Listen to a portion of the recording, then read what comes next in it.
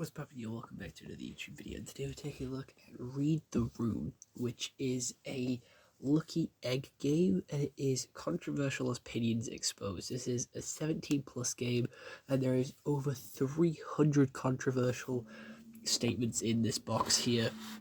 So Read the Room, I've already read all that, and agree or disagree with who else thinks the same as you. This is 2 to 8 players, and it normally takes around 30 minutes to play. So how to play is bubble tea is overrated. Do you agree or disagree?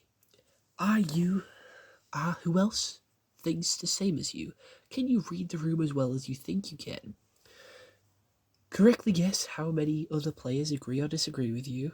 These 300 controversial statements. Get ready for some questionable opinions to be revealed. So how this actually works is you read out the controversial statement, you write down on one of the cards whether you agree or disagree, and write a number on how many people you think agree or disagree with you, and then reveal your opinions to each other, and whoever successfully scores the most,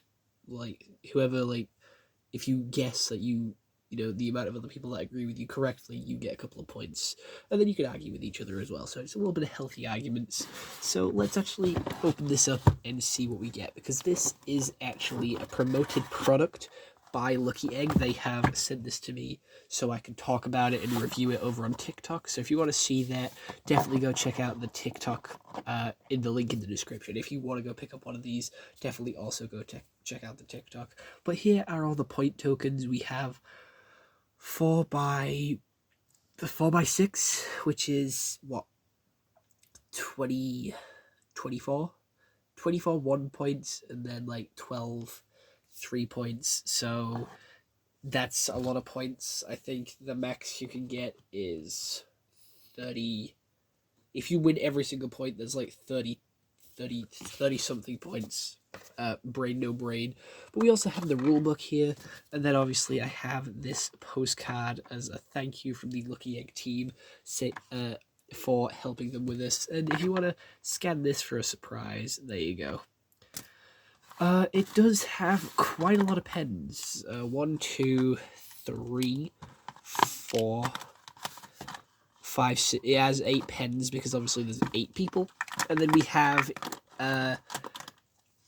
8 agree cards and 8 disagree cards, because obviously you write a number on here for how many people you think agree, if you agree with a statement, and then you flip it upside down and there's like read the room, read the room. You got to see people's faces. So I thought that'd be a good idea to sort of read a couple of these and reveal my opinions on them.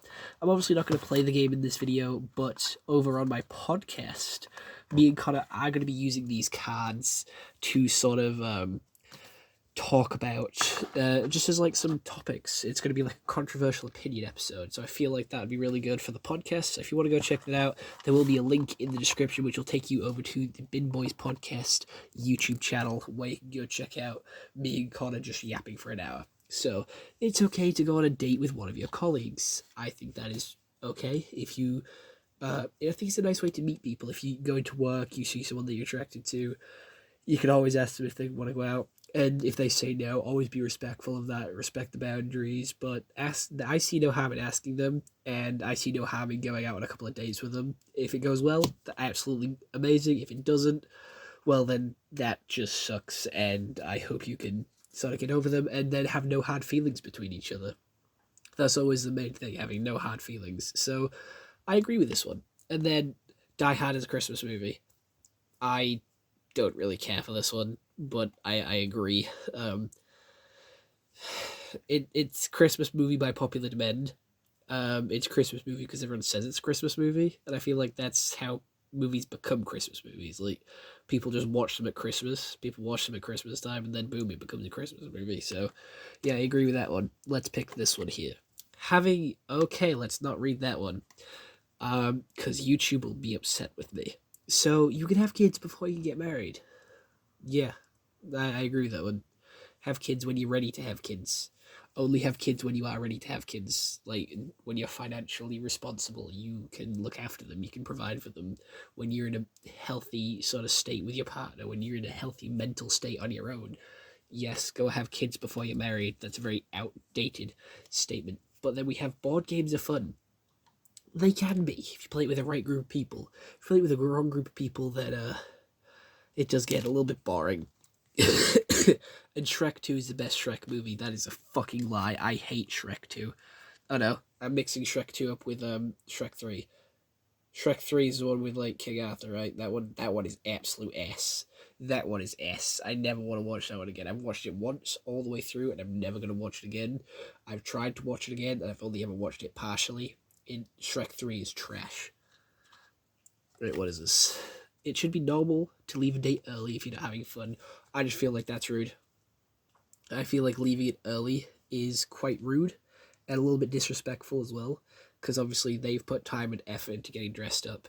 If you're not having fun, that's okay. You don't have to go out with them ever again. Just be respectful, be happy, and like finish the date. That's all you have to do, because you never know. You might have fun a little bit later on in the date. They might sort of, I don't know, they might sort of intrigue you and sort of make you laugh later on. You never know what can happen on a date. So I feel like it it it should be a stay for the whole thing type of thing. And I'll leave you with one more, which you've obviously all been staring at, which is calling a partner mummy or daddy is creepy. And I 100% agree with this one. I think it is extremely weird, extremely creepy. Why would you think of your partner in that way? And why would you even want to call your partner that? I don't care if you have daddy issues, mummy issues. It's still really weird to call someone that you're attracted to mum or dad. Very strange, very weird.